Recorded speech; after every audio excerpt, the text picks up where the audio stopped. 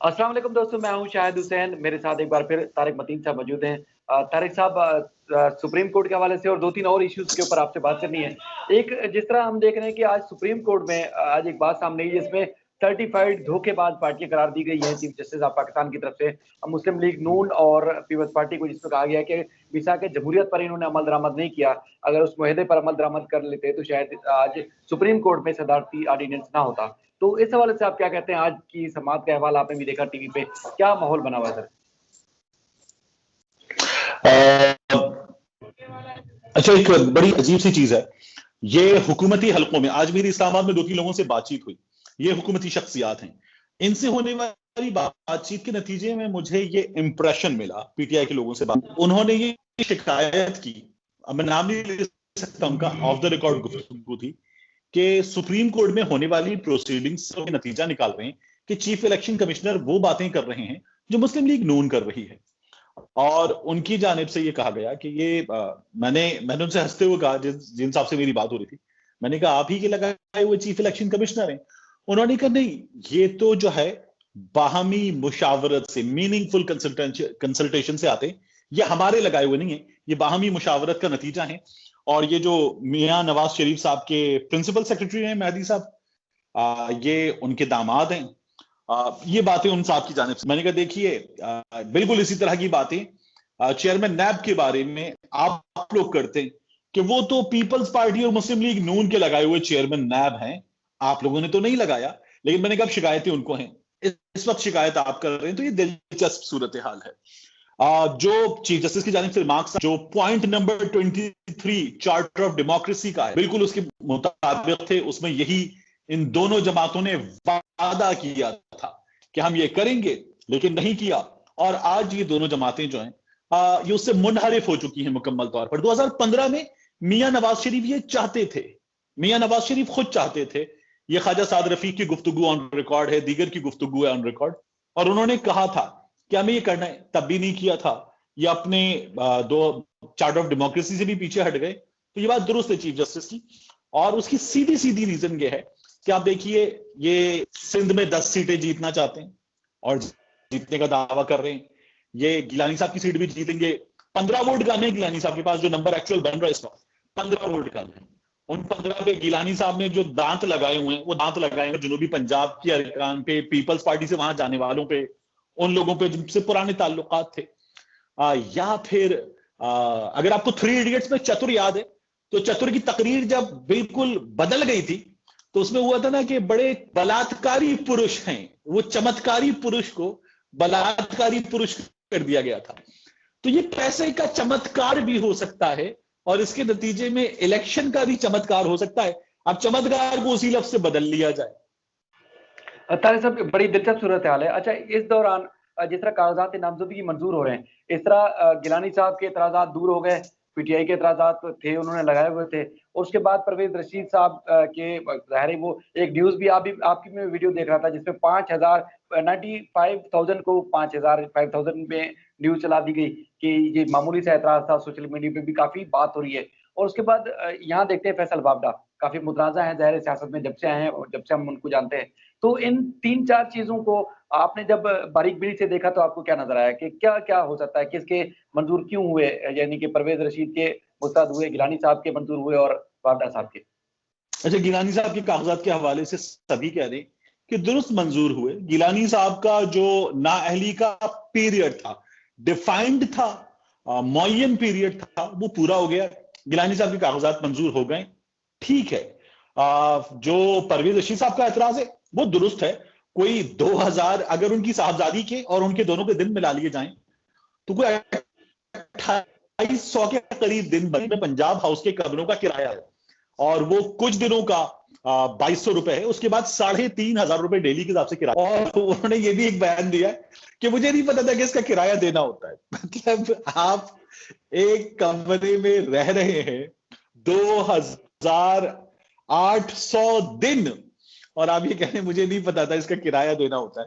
तो वो 96 लाख रुपए के करीब अमाउंट बन रही है, जो उनकी बेटी पूनम रशीद हैं और उनका, तो उनके कागजात तो सही मुस्तरद हुए।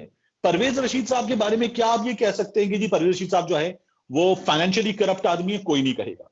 जो पार्टियों में इंटेलेक्चुअल्स चाहिए होते हैं, पढ़ा लिखा ब्रेन, जो एक विजन, एक सोच देता है, एक इंटेलेक्चुअल अप्रोच देता है, उन लोगों में शामिल हैं परवेज रशीद साहब। लेफ्ट की अप्रोच रखने वाले एक ओपन माइंडेड आदमी है।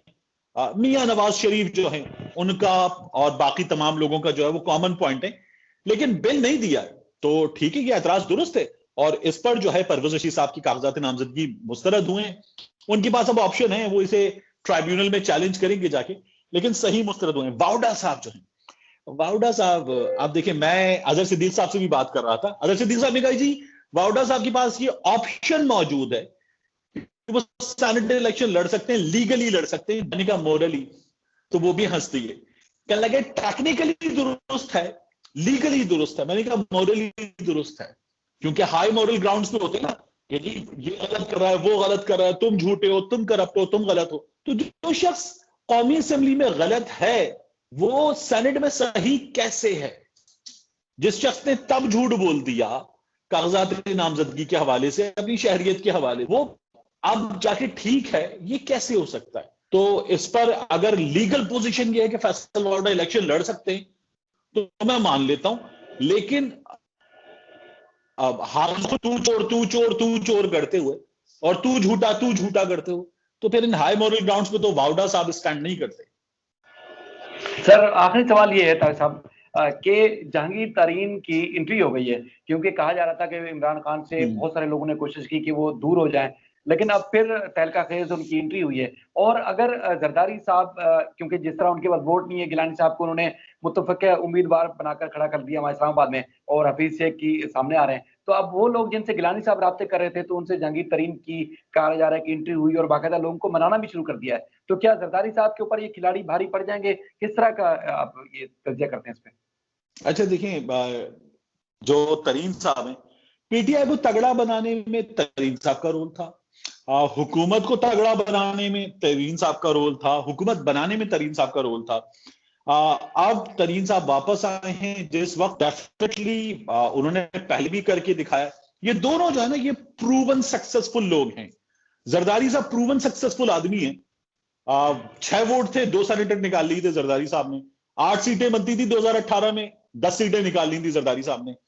तो जरदारी साहब भी प्रूवन सक्सेसफुल आदमी है, जहांगीर खान तरीन भी सक्सेसफुल आदमी है, तो ये बड़ा तगड़ा मुकाबला है। लेकिन आप ये देखिए कि जिन लोगों की हम बात कर रहे हैं कि उन्हीं को इन्फ्लुएंस करना है, उनको इन्फ्लुएंस करने में एक जानिब जरदारी साहब है, दूसरी जानिब तरीन साहब है। जरदारी साहब जो हैं, इससे पहले जिन लोगों को इन्फ्लुएंस कर चुके बलूचिस्तान असेंबली में, वो लोग जो थे वो जरदारी साहब के आदमी नहीं थे, वो मुक्तदिर हल्कों के भी आदमी थे और जरदारी साहब की भी बात मान गए थे, मुक्तदिर हल्के भी चाहते थे। अब जरदारी साहब के मामले में मुख्तलिफ यह है कि मुक्तदिर हल्के वो नहीं चाहते, तरीन साहब जो कर रहे हैं वो मुक्तदिर हल्के भी चाहते हैं, और तरीन साहब की सक्सेस का चांस यहां ज्यादा नजर आ रहा है। ये लोग रिसेंटली तरीन साहब के बड़े करीबी लोग हैं, ये जुनूबी पंजाब में जहांगीर तरीन के बड़े करीबी लोग हैं, और जहांगीर खान तरीन के पास मनाने की भी ताकत है, लगाने की भी ताकत है, और जहांगीर खान तरीन के पास इनको उड़ाने की भी ताकत है। तो जहांगीर तरीन के पॉइंट्स जरा ज्यादा नजर आते हैं। जहांगीर तरीन जो है वो इनको क्या कहते हैं, वो अपने साथ ले जाएंगे, अपनी इख्तिदार की डोली में बिठाकर या जहाज में बिठाकर लेकर जा सकते हैं। ये बहुत मुमकिन है, बहुत ज्यादा मुमकिन है। दरअसल में इस बात से एक बात निकल रही है, क्योंकि जो सहाफी हमारे दोस्त हैं वो जो आप ट्वीट्स देखते हैं, मीडिया पर तज्जिए उनके देखते हैं, वो कहते हैं कि अगर जरदारी की जीत हो गई तो समझ लें कि वो बहुत बड़ी जमहूरियत की फतह हो गई। अगर वहां पर हफीज शेख उनको जो है वो IMF का तर्जमान, पता नहीं क्या क्या नाम भी दिए जा रहे हैं, तो इन सहाफियों की दोगलेपन की जरा थोड़ी सी अगर आप वजाहत कर दें, क्यों है ऐसा? अच्छा, वैसे दोगलापन जो है, बिल्कुल ये दोगलापन है, और अभी तो ये कहा जा रहा है कि पीडीएम अगर हार गई, यानी यूसुफ रजा गिलानी इलेक्शन हार गए, तो भी पीडीएम जो है वो वोट कम ही है, तो पीडीएम की ये हार कोई माने नहीं रखेगी।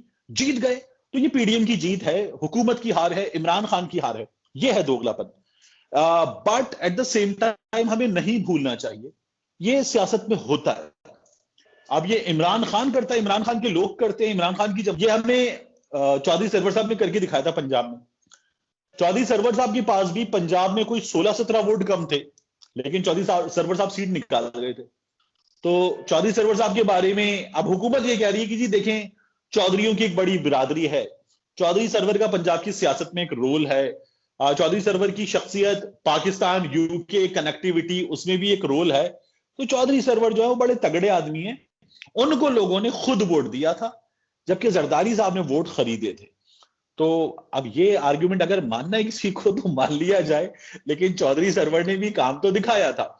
तो हाँ, ये जो सहाफी हमारे कर रहे हैं ना, ये बड़ा दिलचस्प है।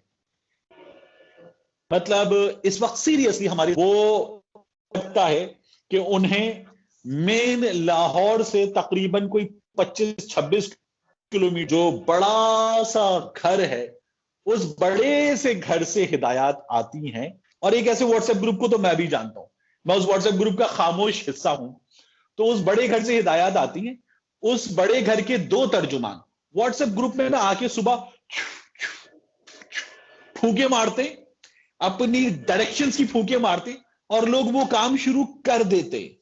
तो ये काम इसी तरह से होता है। सहाफी बड़े घर की हिदायत पे जो लाहौर से बाहर है, अड्डा प्लॉट के नजदीक, जाती उमरा के नजदीक, मियां नवाज शरीफ, मरियम नवाज शरीफ, बड़ा सा महल है उनका, वहां से उसके 2 तर्जुमान जो हैं, उन 2 तर्जुमानों से तो मैं भी वाकिफ हूं कि वो ये काम करते हैं।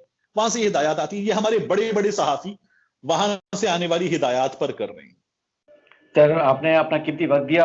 मैं चाहता हूं कि जिस तरह हमारा मुल्क मजीद से मजबूत होता जा रहा है, इसी तरह हमारे सहाफी भी कुछ ईमानदारी की अगर वो कुछ खसूसियत अपना लें तो शायद बेहतरी हो जाएगी। आपने अपना कीमती वक्त दिया, उसका बहुत बहुत शुक्रिया।